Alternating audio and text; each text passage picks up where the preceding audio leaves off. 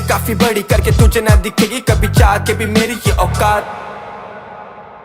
EP drop की थी जिसका नाम था आईजीजीएमसी का रैपर। आईजीजीएमसी मेरे कॉलेज का नाम। मैं भले ही रैंकर नहीं हूँ बट फिर भी मेरी एक खुद की एक पर्सनल आइडेंटिटी है कि यार कुछ लोग हैं जो बोलते हैं कि यार तुम्हें कोई दिखता ही नहीं, तेरी औकात क्या है।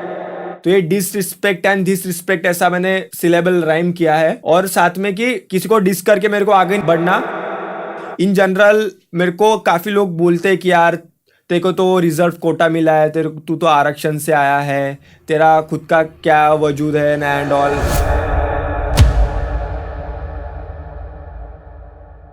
सो guys welcome back to Iconic Brothers. आप जैसे कि देख सकते हैं मैं बैठा हूँ आइकॉनिक स्टूडियोज में। बेसिकली मैंने एक ईपी ड्रॉप की थी जिसका नाम था आईजीजीएमसी का रैपर। आईजीजीएमसी मेरे कॉलेज का नाम है और मैं वहां से आ रहा हूँ, तो उसको रिप्रेजेंट करने के लिए ये ईपी का नाम रखा था मैंने, आईजीजीएमसी का रैपर। ये नया फॉर्मेट है इस चैनल का। इसके पहले मैंने इस चैनल पे पॉडकास्ट दिया है, तो जो लोग भी मुझे नहीं जानते हैं वो जाके पहले वो पॉडकास्ट देखे, आप फिर थोड़ा मेरे बारे में जान पाओगे और इंट्रोड्यूस हो जाओगे उससे। तो बेसिकली इस ईपी का नाम जैसे मैंने बताया आईजीजीएमसी का रैपर। तो इस ईपी में 5 गाने हैं, तो हम अभी पहले गाने का रिएक्ट करने वाले हैं, उसका आइकॉनिक ब्रेकडाउन करने वाले हैं।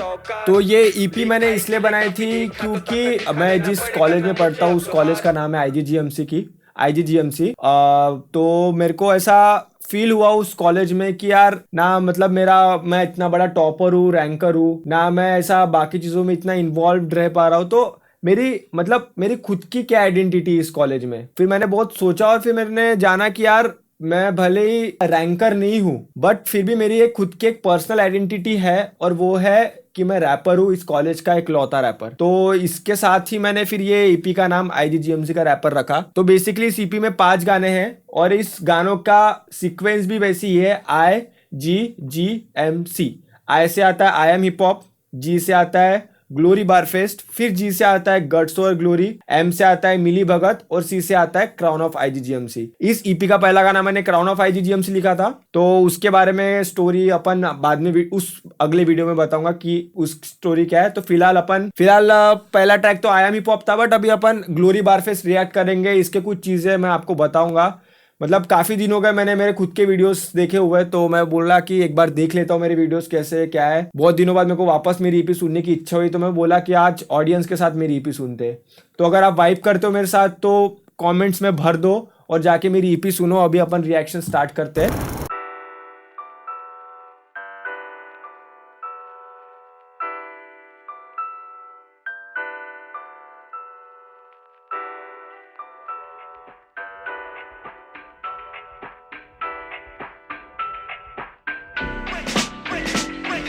तो भाई ये जो लोकेशन है, ये लोकेशन जो भी नागपुर के कट्टर नागपुर वासी है उनको पता होगा ये लोकेशन कौन सी है। तुम लोग, मैं नहीं बताऊंगा, तुम लोग कमेंट्स में जाके बताने कि ये लोकेशन कौन सी है। और ये जो शूट है हमने 2 दिन में 5 गानों के शूट्स कंप्लीट किए थे उस टाइम पे। हम इसके पहले एक शूट रात को करके कंप्लीट आए थे और कंटिन्यू रात भर से ये सेकंड सॉन्ग था जो सुबह 3-4 बजे का था ना एनॉन। 4 बजे 5 बजे हम लोग पहुंचे थे इस लोकेशन पे और हम कंटिन्यू दूसरा गाना शूट करने लगे थे। तो भाई मतलब पता नहीं वीडियो में दिख रहा नहीं कि पर एक्चुअली मैं बहुत ज्यादा ऐसा नींद में था उस टाइम पे। पूरी टीम नींद में थी यार। Iconic Studio, shout out to Iconic Studio की टीम यार। तो ये गाने का नाम है ना बार फीस्ट है। मतलब इन जनरल बार फेस्ट करते हैं लोग, पर मैं बार फीस्ट दे रहा हूँ, मतलब मेरे बार से मैं पंचेस दे रहा हूँ, उस हिसाब से मैंने इस गाने का नाम बार फीस्ट रखा था। काफी बड़ी करके तुझे ना दिखेगी कभी चाह के भी मेरी ये औकात। तू नहीं उठाता मेरे घर का खर्चा तो पैसा बचाने का ना सुना मुझे 100 बात। अभी ऑलरेडी सीन में घुस चुका तो पीछे नहीं हटना, अब शौक बन चुकी है सौगात। लिखाई के लिए काफी एक हाथ तो ताकत दिखाने ना पड़े करना मुझे अब 2 हाथ। तो ये जो हुक है, ये हुक मैंने ये सोच के लिखा था। 2 चीज है इसमें कि यार कुछ लोग हैं जो बोलते हैं कि यार तुम्हें कोई दिखता ही नहीं, तेरी औकात क्या है। और दूसरी बात कि यार मेरे को ज्ञान देने आते कि भाई पैसा ऐसा खर्च मत कर, पैसा वैसा खर्च मत कर। तो इसी मेंटालिटी के अगेंस्ट जो लोग मेरे को ऐसा ज्ञान देने आते कि भाई तू और जो औकात की बात करते, और तो इसलिए मैंने लिखा था। तो लाइन है कि है काफी बड़ी करके तुझे ना दिखेगी कभी चाह के भी मेरी ये औकात। तूने उठाता मेरे घर का खर्चा तो पैसा बचाने का ना सुना मुझे 100 बात। मेरी औकात तुझसे इतनी बड़ी है कि तू नहीं देख पाएगा मेरे औकात का जो पीक है ना, वो तू नहीं देख पाएगा। इन जनरल अपन कुछ भी हाइटेड चीज को जब उसके नीचे खड़े रहते तो अपने को उसका पीक नहीं दिखाई देता। जो बहुत ऐसा एवरेज जैसा कुछ बड़ा माउंटेन है उसका पीक अपने को नहीं दिखाई देगा ऑब्वियसली, क्योंकि उसका ही रेफरेंस है कि भाई मेरी औकात काफी बड़ी है तो तेरे को वो नहीं दिख पाएगी। और तू मेरे घर का खर्चा नहीं उठाता तो मेरे को पैसा खर्च कैसे करते वो भी मत बता। अगर तू मेरे घर का खर्चा उठा रहा है तो पैसा कैसे खर्च करना है वो बताना मेरे को, ठीक है। अभी ऑलरेडी सीन में घुस चुका तो पीछे नहीं हटना, अब शौक बन चुकी है सौगात कि मैं अभी हिप हॉप इंडस्ट्री में, हिप हॉप सीन में मैंने अपना कदम रख दिया है, ठीक है। और पहले जो मेरा शौक था हिप हॉप रैप करना, मेरा शौक था, अभी तो सौगात बन गई है। तो अभी तो मैं यहाँ से पीछे नहीं हटने वाला। और लिखाई के लिए काफी एक हाथ तो दिखाने ना पड़े करना मुझे अब 2 हाथ, लिखाई के लिए मेरा एक हाथ ही काफी है। तो मेरे को किसी को हराने के लिए मेरे को मेरे दोनों हाथ यूज नहीं करने पड़ते, एक हाथ लिखाई का ही काफी है मेरा। तो ये हुक था गाइस। सीन में आगे ना बढ़े करके डिसरिस्पेक्ट, ओसीटी से skilled rapper and it disrespect, सही बचाने कम लिखूं I am not cheap stake, flow करूं smooth like my tongue is so lubricate. ये तो बहुत सिंपल है, जो मतलब बहुत है कि भाई सीन में आगे ना बढ़ सके, सीन में आगे ना बढ़े करके डिसरिस्पेक्ट, कि मैं सीन में किसी को डिस करके आगे नहीं बढ़ना चाहता। और ओसीटी में skilled rapper I need disrespect, तो ये डिसरिस्पेक्ट एंड डिसरिस्पेक्ट ऐसा मैंने सिलेबल राइम किया है। और साथ में कि किसी को डिस करके मेरे को आगे नहीं बढ़ना, और मेरे स्किल से मेरे को मेरे नागपुर सिटी में मेरे को जाने, तो आई नीड दिस रिस्पेक्ट। कोई एक स्किल्ड रैपर है, स्याही बचाने कम लिखो I am not cheap stake, flow करो smooth like my tongue is to lubricate. स्याही को बचाने के लिए मैं कम लिखूं, इतना मैं कंजूस नहीं हूँ। चीप स्टेक यानी कि मेरा मतलब है कि मैं कंजूस नहीं हूँ कि मैं मेरे को स्याही बचाने के लिए कम लिखूंगा, मैं लिखता रहूंगा। फ्लो करो smooth like my tongue is to lubricate, कि मेरा टंग में लुब्रिकेट है तो मैं फ्लो भी स्मूथ करता हूँ काफी। आई एम स्टिल अवेक, जानता कौन क्या है फेक, मास्टर हेड तेरे कॉपी रैप कर दूं मैं चेक, इनका तो हाई हो जाए रेस्पिरेटरी रेट, इनके ऑप्स के बीच में संघर्ष को देख। कि मैं अभी भी जागा हुआ हूँ, तो मैं मतलब मेरी आंखें खुली रहती है तो मेरे को पता चल जाता है कि कौन यहाँ पे फेक है, सिंपल एंड शॉर्ट। और मास्टर हेड तेरे कॉपी रैप कर दूं मैं चेक, कि मैं हेड मास्टर हूँ तेरा, कि मास्टर हेड इज लाइक मैं हेड मास्टर हूँ। तो जो हेड मास्टर रहता है वो कॉपी चेक करता है। अगर तू किसी का कॉपी चेक करता है तो उसका वो रेफरेंस था कि मास्टर हेड तेरे कॉपी रैप कर दूं मैं चेक। और कॉपी रैप कर दूं मैं चेक का ये भी था कि तू किसी का रैप कॉपी करता है तो मैं वो चेक भी कर दूंगा। तो ऐसा डबल ऑन्ट्रे करने का मैंने ट्राई किया है यहाँ पे। इनका तो हाई हो जाए रेस्पिरेटरी रेट, इनके ऑप्स के बीच में संघर्ष को देख। जब भी कोई अपने से ताकतवर बंदा अपने अपोजिट में खड़ा है, वो अपने को मारने आ रहा है, तो अपना रेस्पिरेटरी रेट बढ़ जाता है, अपन लोग घबरा जाते हैं। तो उसका ही वो रेफरेंस था।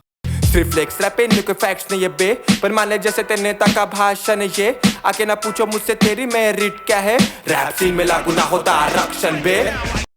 तो ये वाला है जो 4 बार है यार, ये मेरे फेवरेट बार है ये गाने के, मतलब मेरे को पर्सनली बहुत ज़्यादा पसंद आते हैं।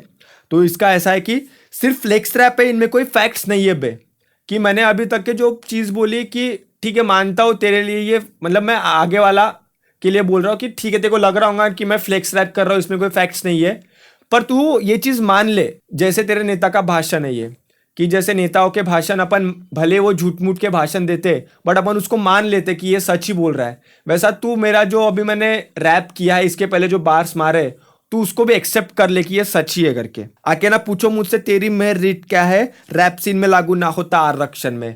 इन जनरल मेरे को काफ़ी लोग बोलते हैं कि यार तेरे को तो रिजर्व कोटा मिला है, तू तो आरक्षण से आया है, तेरा खुद का क्या वजूद है एंड ऑल, वो बहुत बड़ा लंबा डिबेट है।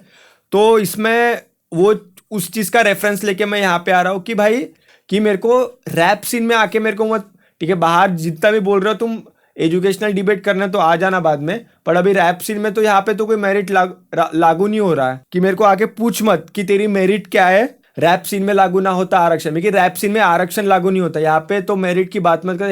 यहाँ पे भी मैं आगे रहूंगा और वहां पे हर जगह मैं आगे रहूंगा। वादे नहीं बातों नहीं और होता हूँ भावुक भी, बनते जो शेर आगे काफी उनके लिए चाबुकी, कलम से ऐसे काटू कि फिर गिनती ना लाशों की, पर ना करता क्योंकि ना देख पा औरों की मारुति। वादे नहीं बातों नहीं और होता हूँ भावुक भी, बनते जो शेर आगे काफी उनके लिए चाबुकी, कि मेरे वादे जो मैं करता हूँ वो सिर्फ बातों नहीं वादे नहीं है, और मैं भावुक भी बहुत जल्दी हो जाता हूँ। फिर बनते जो शेर आगे काफी उनके लिए चाबुकी, कि जो भी मेरे आगे शेर बनता है ना उसके लिए मेरा चाबुक काफी है कि तू शेर है मानता हो पर तू सर्कस का शेर है, तो मेरा जो पेन है वो मेरे लिए चाबुक है, तो उसके इशारों पे तू नाचेगा। कलम से ऐसे काटू कि फिर गिनती ना लाशों की, और मैं कलम से ऐसा लिखूंगा ऐसे बार्स कि तू कट जाएगा इन जनरल, कि तेरे को बहुत, अगर मैं तेरे को मेरे साथ मेरा तू ऑफ है तो तेरे को ऑब्वियसली हर चीज बुरी लगेगी। अगर मैं सच बोल रहा हूँ तो तेरे को वो बुरा ही लगने वाला है, पर मैं ये सब करता नहीं। मतलब मैं डिस कर सकता हूँ तेरे को और कलम से काट के तेरे को खत्म कर सकता हूँ, पर मैं ये सब करता नहीं, क्योंकि अगर मैंने वैसा किया तो तेरी माँ रोएगी और मेरे को किसी की मम्मी को रोना पसंद नहीं। तो वो था कि कलम से ऐसे काटो कि फिर गिनती ना लाशों की, पर ना करता क्योंकि ना देख पाओ औरों की मार होती। निकला शोध करने बार्स की जैसे मैं साड़ू की, मन में दया तोड़ दिया ज्वाइन किया मैं सीआईडी, तेरे चांद को पटाने तेरी मेहनत सालों की, करे मेरे लिए मुनव्वर जैसे लास्ट नेम फारूकी। निकला शोध करने बार्स की जैसे मैं साड़ू की। जो भी सीआईडी फैंस होंगे कमेंट्स में भर लो भाई कि डॉक्टर साड़ू के सबको पता है शोध करता है, तो बार्स का शोध भी मैं ऐसे करते रहूंगा, बुक्स पढ़ के ये सब करके साड़ू की जैसे। मन में दया तो तोड़ दिया ज्वाइन किया मैं सीआईडी, कि मन में मेरे दया है, कि मतलब दया की भावना है, पर मैं वो तोड़ दूंगा जैसे ज्वाइन किया मैं सीआईडी। तो इसका वही है कि मेरे मन में दया है, कुछ ऐसा मेरे को लगा तो मैं वो दया तोड़ दूंगा जैसे मैं सीआईडी, जैसे दया दरवाजा तोड़ता है सीआईडी में, वैसे मैं मेरे अंदर की दया तोड़ दूंगा। तेरे चांद को पटाने तेरी मेहनत सालों की, कि तेरी जो क्रश है उसको पटाने के लिए तेरे को सालों की मेहनत लगती है, पर मेरे लिए वो करे मून वॉर जैसे लास्ट टाइम फारूकी। कि तुम्हारे जितने भी क्रशेस होंगे ना, चांद का रेफरेंस की क्रश, कि तुम्हारे जितने भी क्रश है तुम उसको पटाने के लिए सालों की मेहनत करते, पर तुम्हारे जितने भी क्रश है वो मेरे लिए वॉर करते, मून वॉर। चांद ऊपर मैंने क्रश को चांद बोला और नीचे बोल रहा हूँ मून वॉर जैसे लास्ट टाइम फारूकी, और मून वॉर का मैंने यहाँ पे वर्ड प्ले करा है मुनावर फारूकी से, तो मून वॉर जैसे मैं फारूकी। ज्यादा ना घबरा, हो चुका खराब तेरा एरिया नंबर 17, हॉस्पिटल लोप का ओ सिटी का ये छोकरा, करके तुझे ना है दिख रहा है जो खुद परिभाषा डोप का।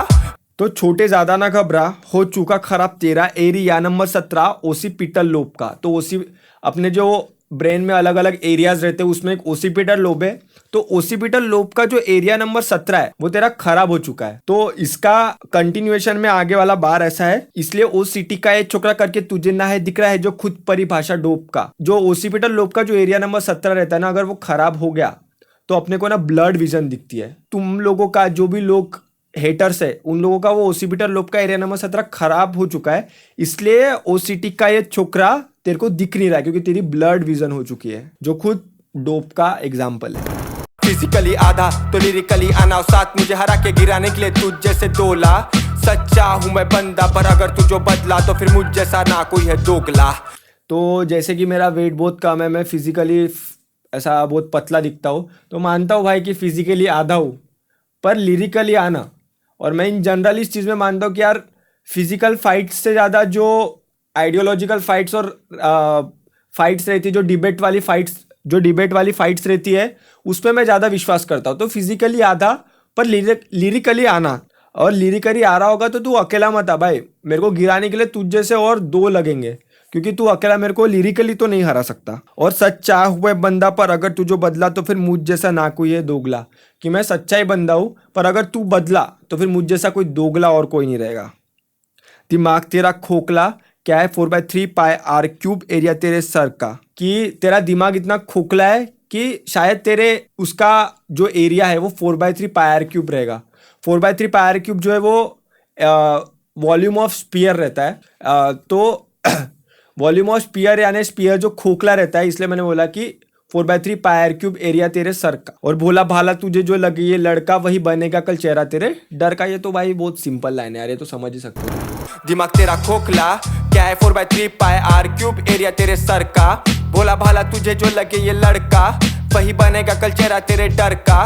तू मैं ऐसे हिट तो ऑप्स होते रन आउट, साथ में बस करते रहते छन छन लगे ये कंगना। कर तू बिग शो तो मुझे पड़े पंचेस नॉकआउट, बातें होगी आउट लाउड की पड़े इनके बक बक को दबना। इसका है कि तू मैं ऐसे हिट की ऑप्स होते रन आउट, कि मैं मेरे गानों की हिट्स दूंगा, और हिट यानी डायरेक्ट हिट जब लगती है तो जो बैट्समैन जो दोनों पिच पे खेलने वाले बैट्समैन रहते हैं उसमें से कोई एक आउट हो जाता है, तो दू मैं ऐसे हिट की ऑप्स होते रन आउट। और ये जो भी दोनों भी रहेंगे, जो भी ऑप्स मेरे दो, क्योंकि मैंने ऊपर वाले लाइन में बोला कि मेरे को हराने के लिए तुझ जैसे 2 ला, तो इफ मैं मेरे मन में इमेजिन करो कि उसने ला लिए दो मेरे को हराने के लिए, तो मैं अभी ऐसा डायरेक्ट हिट मारूंगा कि वो रन आउट हो जाएगा। साथ में बस करते रहते छन छन लगे ये कंगना, और वो दोनों लोग भी बस आपस में ही छन छन करते रहेंगे, जैसे कंगन आपस में छन छन करते रहते वो लोग भी आपस में ही बजते रहेंगे, बस मेरे आगे तो बज ही नहीं सकते, ठीक है। और ऊपर में मैंने बोला है कि run out, and this is a word play with run out, Kangana run out, नीचे मैंने कंगना बोला और ऊपर रन आउट, तो ऐसा मैंने थोड़ा वर्ड प्ले करने का ट्राई किया है। फिर कर दूं बिग शो तुम हुए पड़े पंचेस नॉकआउट। तो मेरा मतलब जैसे कि जिन लोगों ने मेरा पॉडकास्ट देखा उनको पता है कि मेरा यार एक गोल है कि मैं बहुत बड़ा शो ऐसा कॉन्सर्ट करूं खुद का।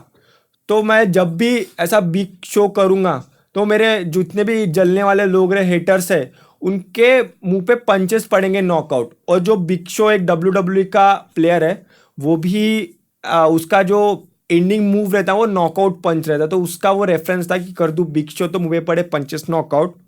बातें होगी आउट लाउड की, पड़े इनके बकबक को दबना, कि जब मैं बड़ा शो करूंगा तो आज जो मेरे को पीठ पीछे बोल रहे कि यार ये क्या रैप करता है क्या है, उन सबकी जो बकबक है ना वो दब जाएगी, कि इतने मेरी बातें से आउट लाउड हो जाएंगी उनके लिए।